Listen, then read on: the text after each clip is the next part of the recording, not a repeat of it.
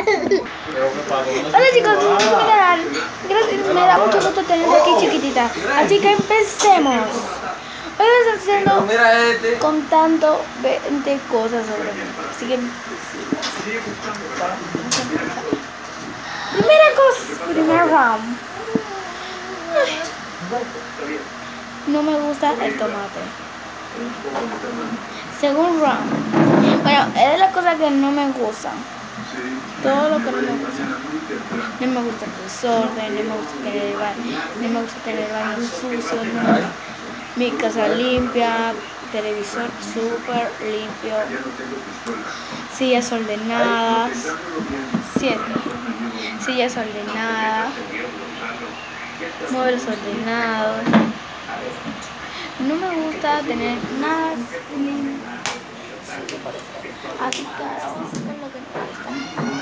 Bueno, me encanta la remolacha, el pepino, todo se ve Mira ahora.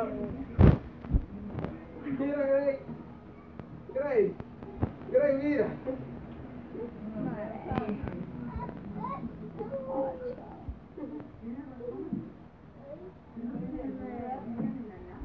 La nueva. No me encanta el tomate. Vamos con la 11. Vamos con la 11. La 11. No me gusta la remolacha. En serio. Ahora no me gusta la remolacha. 13. Bueno, como era único 13. No me encanta tener mi cama sucia.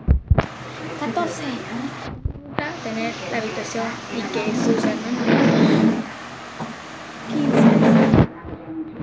No me encanta tener desorden en mi habitación.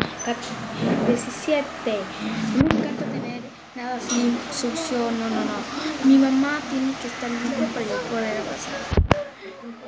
19. No me gusta tener mi ropa limpia. Indique limpia, sucia. Así que